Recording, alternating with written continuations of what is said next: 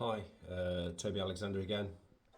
As I said last time, not my real name, but the name that I'm going to be going by with this series of videos, just kind of sharing my experiences having an autism label and the sorts of things that I've been through to get where I am and being more comfortable. And my aspiration is that people will watch these videos and kind of either want to know more or feel that they're not alone in the world. So I obviously did my introduction on a previous video, so if you've not yet seen that, flick back over that way or that way, whichever way it is, and just get a bit of a feel for who I am, why I'm here, and what I'm trying to achieve by doing all of this more than anything else. What today's video is going to be about is me touching on my coping mechanisms. So with all of these videos, this isn't me being a medical professional or claiming to be an expert in any of this. I am an expert in my own life. That's all I can give you. And all I want to do is share my experiences so that future generations, like my youngest son who also has ASD, they don't have to feel so alone. So all I'm going to do today is, and you'll see me keep looking over here because I have my notes here. I am in no way a professional, if you can't guess. I'm going to give you an idea of what coping mechanisms are, and I'm going to give you some real life examples that I've gone through and I've experienced, and then I'll also touch on some that, because of the work that I do as a peer support network, and I support individuals who come forward and either have a diagnosis or are seeking a diagnosis or just kind of feel that they can relate to what I'm saying. Some of the things I've learned from them and how really I have two categories of my own coping mechanisms. I have those that are good and I have maladaptive ones that over time have kind of gone away from being that benefit and that support network to me and kind of created problems along the way. And it's only now that I've been through that and I've experienced the negative side effects of it that I can kind of share where I went wrong potentially and kind of highlight the red flags, I suppose. But they're the red flags for me. They're the things that I've been through and the sorts of experiences that I've had. So a few of my coping mechanisms then. Obviously this is an opportunity to plug my creative side. So my biggest coping mechanism out of everything that I've done throughout my whole life is write. So the creativity of writing for me is a huge escape. I've always had a coping mechanism of if I'm not dealing with what's happening around me. So coping mechanisms in themselves allow individuals to feel more at ease in the world and find ways to not necessarily change themselves, but how they can just process stimulus and events and triggers that might be getting to them at that point. So my biggest coping mechanism, as I say, has always been my writing. I've always escaped into fiction. There will be a maladaptive element to it, believe me, I'll explain that in a moment. But for me, the creative world inside my own brain allows me to process elements and it allows me to live out conversations and the over-analysis that I naturally do. So we can have a conversation, I can be in a meeting, I can express my opinion about something and then spend the next 2 days going over every element of what we've said and trying to read into people's thought patterns, even though all I'm looking at is a face. What the creative element allows me to do is live those things out and create scenarios where I can kind of deal with those elements that I may not have dealt with well in real life or may have just completely avoided. Where there's a negative to that is the fact that by creating these versions of myself as characters or situations and scenarios, you kind of lose track of who you are. So I have always struggled personally with the concept of identity. So my own identity has always been stolen from other things. I grew up being told off for playing characters from films. If I watched a film, I'd have to live it, play it, read it, look it, change it, readapt it, watch it on repeat, learn it, know everything about it, and then kind of absorb that. And I always tried to fit what I knew as a Hollywood character into whatever situation I was in. So over the years, that's become maladaptive for me because I've kind of lost my self-identity. I'm clawing that back now because I have that awareness and that understanding. But by giving myself a place where I can process things within the fictional world, it's kind of therapeutic. It's a self-therapy. Now, the positive of that is the fact that growing up, I did that in my own head. I did it just as me, creating my own stories and creating my own imagination. You look pretty weird sat in the corner sometimes, just doodling on a piece of paper and staring into space. Now, that wasn't because I wasn't engaged, that's because I was processing. And I was doing it through a fictional story or a version of what had just happened. Fast forward to now all I do that's different is I put them on a page. I sit and I type many hours, believe me. But I type them out and I then share them. So again, it becomes that socially acceptable form of self-therapy and that coping mechanism. It also breaks down barriers, because when I say that I have spent probably the last, we're in September, 11 months living in Victorian London, fighting as a guy dressed in a plague doctor mask, fighting Jack the Ripper and demons, you'll all go, what? Now, what that translates to is the fact that that's my new book.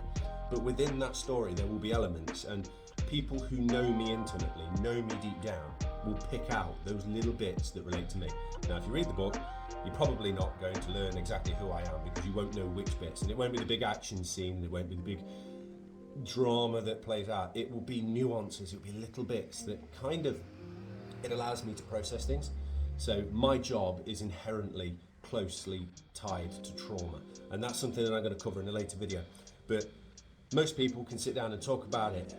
One of my other coping mechanisms, which again has fed into the writing, is boxing away.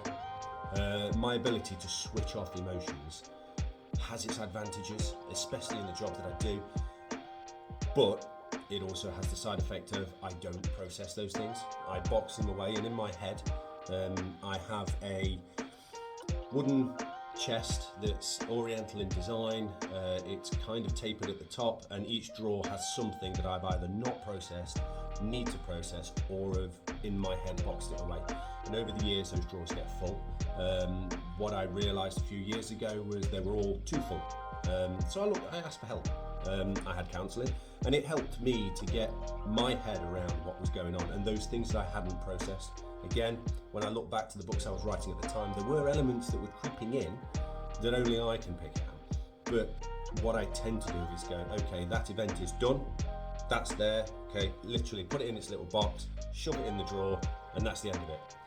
But it isn't the end of it. What I've had to learn over time is to address those, to seek them out and actively challenge myself to look at them again, I suppose is probably the best way. It is like kind of that tentative opening the drawer and just think, oh God, it's gone mouldy. I don't like it at this point. But sometimes there's elements that seep through and I don't realise until it's too late. So that's one of my other coping mechanisms, is boxing things away. Now, the other one really fits into a stereotype. Okay, I work out a lot. I have elements of body dysmorphia. I hate the way I look physically. I despise it. It's never good enough. I never weigh the right amount. I always look too flabby.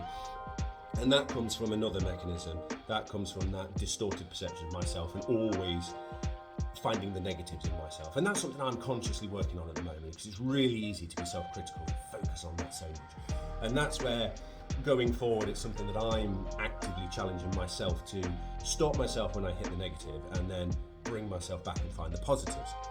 Easier said than done. After however many years, I'm not going to reveal my age at this point, you can have it as a mystery. It's not in the 20s, put it that way. But what I now do is, every time I feel myself spiraling into that negative self-perception, grab myself and rein myself in.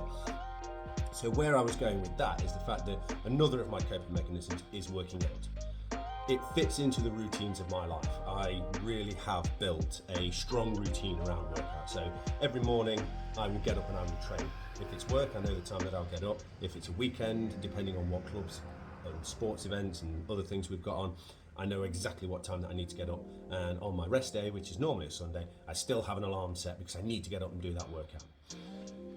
As much as that benefits me in a physical sense around exercise, it really is the time. If you want a conversation with me, if you want to know what's really going on in my mind at that point, you either message me right then or you come and talk to me at that point. And that's kind of when I'm at my rawest, because I switch off all of my defences. I switch off all my defences and just let myself train. That in itself gives me that process to set me up for a day. So I can then process through the day, do what I need to do, deal with what I need to do. At the very end of the day, if it's a work day, straight after work, or if it's a weekend, I will pick the evening point, usually between probably between 5 and 7, and I will do a second workout, and that will push myself in other ways. So it'll either be calisthenics, it'll be another hip-based workout. I might even go to the gym if it's at work, or I'll go on the rower. To put it into context for you, I purchased a rowing machine, a concept rower, at the end of July. For the whole of August, I decided my coping mechanism for what was a stressful week at work, or month, was going to be every night I was going to row. So I did. I rowed 252,000 kilometres. I did 7 kilometres a day for non-stop. I then realised, okay, I'm kind of being counterproductive at that point. So what, and I often get a few raised eyebrows when I raise this in the talks that I do, but what fitness is for me is a socially acceptable form of self-harm. Now, I don't condone self-harm. I understand where people get into a position where they feel it's necessary, and that's when people need to seek help. But for me, it's socially acceptable. I can push myself until my muscles stop working and can't lift me up when I'm doing the next press up, or when I can't pull the rowing machine anymore because I'm that physically fatigued. For me, it's just that pushing myself to my known limit. It's pushing myself. Now, again, where that negative comes in is the fact that at the moment I'm sporting an injury on my left hand. Now, I've been sporting this injury now for close on 11 weeks. I know it's there. I sometimes wear a wrist guard when I remember it's the hyperflexion in that direction, but I won't stop. That will not stop me from training. I remember breaking my leg in my 20s when I just started my job. I broke my leg and I found a way to train every day with my leg in a pot. I remember when I had a vasectomy. I found out every upper body workout that I could do so I could still hit my workouts in the day and make sure that they were. So yes, it has its benefits by keeping me fit and healthy. The negatives of that are the obsession, are the how I react if I don't get that workout in. And that comes down to routines, which are very common within autism. So building in that routine and breaking it is really strong. It's really painful, is the only way I can describe it, because my head goes into like overdrive. Something I need to work out why. So if people cancel plans or anything like that, it's like, no, I kind of go into a physical state of freezing because I don't know what's coming next. I planned my day, I planned everything around this, and something's changed. I remember one time, I had a last minute change for work, and I planned the workout. I was going to do it. It was when I was doing one workout a day. So I thought I wasn't going to do it in the morning. I was going to have a lie-in, and then I'd do it straight after work. And I ended up staying on late at work. And my head was like, I need to do this workout. And we had enough downtime to do this workout, but I didn't have any dumbbells.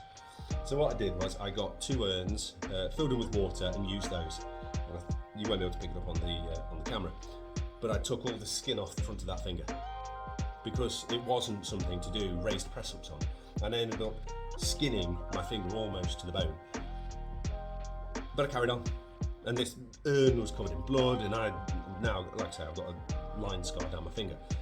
But that highlighted to me the obsession with that and how much I needed that. You know, once I'd done it, the evening was fine. I was about 6 hours late off work, and it was fine because I'd done my workout. If I'd had those 6 hours without having done it, it would be like, oh God, the brain's going into overdrive. So those coping mechanisms, like I said at the beginning, they're a way of kind of finding my center. It's kind of finding where it is that I can just be, where I feel comfortable in myself and comfortable in the world I'm in.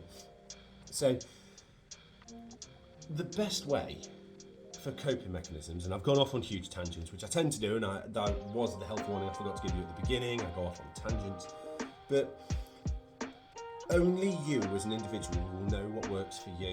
There are some coping mechanisms that we've touched on earlier that really aren't suitable, and we have to find ways to support each other and ourselves in a way where the coping mechanisms work, but they're safe. As safe as they can be. Like I say, I push myself on weight machines to the point that I'm doing bench presses. I learned from that. I did that once, tangent number 27. I did that once, and I decided to go for my personal best at 11:30 at night. 10:30 at night for an 11 o'clock start, on my own, in the gym, on a bench press, and guess what happened? 1 rep, got stuck. And I'm literally there like that. Some really stupid YouTube video that you've seen where someone gets stuck. It was me. and all I'd done was push myself too far. And that's when I realised, okay, I either need a spotter. You ain't going to get me in a gym with a friend, because I don't do that. So I had to accept I couldn't do that personal best. That was it. I'll build towards it in the long run, but right now, no. So there's that. So we need to find our own coping mechanisms, and simple things really help people. So I know lots of people use fidgets. I do. I've not got mine on at the minute. I've got a rainbow bracelet at the moment that's made of lava stone. I got one from Nepal when I was there with my dad and my son when we went trekking last year. And I just sit there and fiddle with it. And that's one thing I do. I doodle. That's another thing. As I say, the gym, a workout, a walk. I love a walk. Chuck me up a mountain, more than happy. That's probably my best place. You're probably going to get me at my rawest and most natural at that point when I'm in the mountains and everything's quiet, there's no cars, there's nothing else, and I can just go, I'm in the building, or in the world. But all this was me sharing my coping mechanisms. You will have your own. People you know will have their own. Sometimes we'll talk about it. Like right now, I'm quite happy talking about some of them. I'm not telling you all of them because they're my precious. Really bad impression of Gollum. But get to know yourself and get to know where your limits are and those triggers that kind of bring the balance, where your coping mechanism works, but then also realise where it doesn't work and where it becomes that maladaptive method. And when you're ready, the time will be right. And if you need to, and you've gone to that maladaptive route, like I did with the boxing away, ask for help. And I know it's hard. I do know it's hard. There's nothing more vulnerable than kind of putting your hand up. And I remember doing it when I asked for counselling. It was horrendous. I hated it. But you know what? At the other side of it brought kind of a retrospective look at myself where I could evaluate what I'd done, realise that those coping mechanisms still work for me, but I just have to be cautious. So I've found new ways to harness that. I still do the boxing away. I honestly still do it, and I'll leave you with the example where I last boxed away was the fact that my wife had breast cancer in 2019. She's fine now. To this day, I know she was poorly. I know I supported her through chemo, and she battled it like a badass. But I still don't understand how I felt and how she felt. Now, the emotional connection and emotional empathy is something I struggle with, but I just treated that like she's going to survive, and this is my job to make that happen. So I became that role, and I missed a lot of the cues, and I missed a lot of the emotion of it, and I never dealt with the emotion of it. And that's one of the boxes at some point I'm going to have to revisit. I know I am.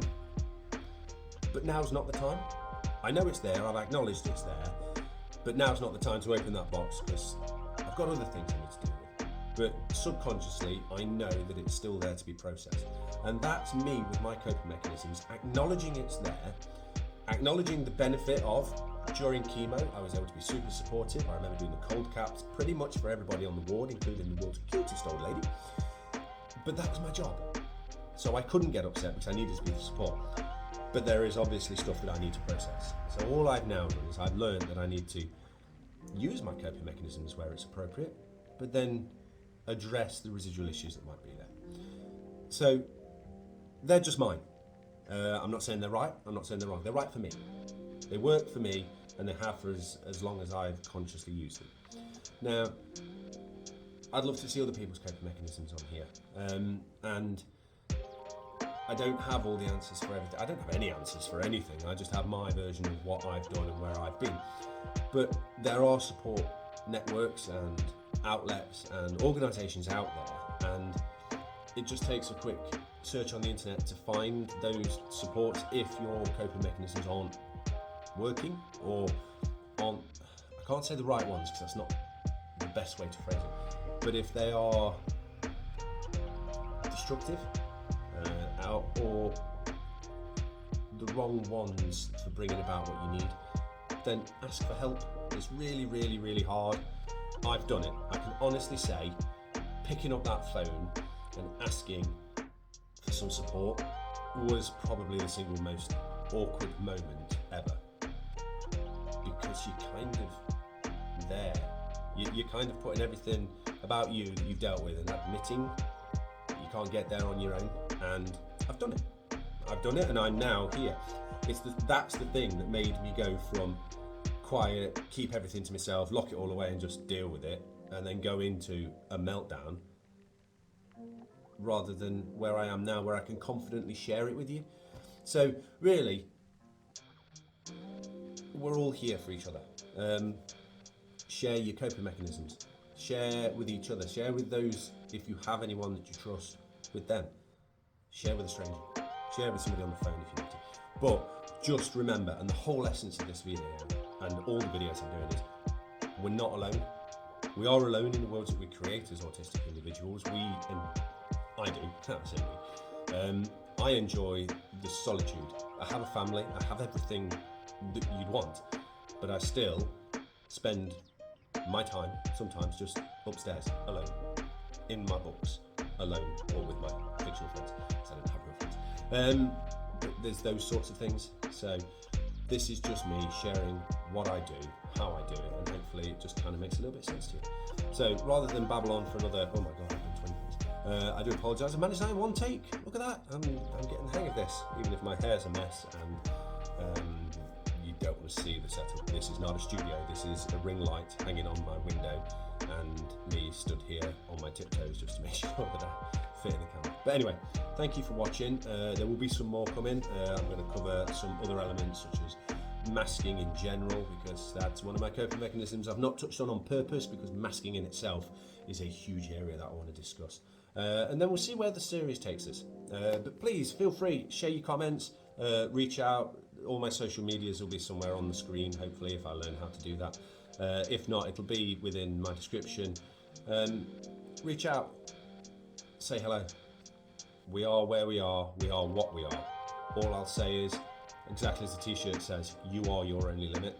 And right now, I'm kind of kicking my limits that way so that they're not stopping me anymore. So, catch you in a bit. Bye.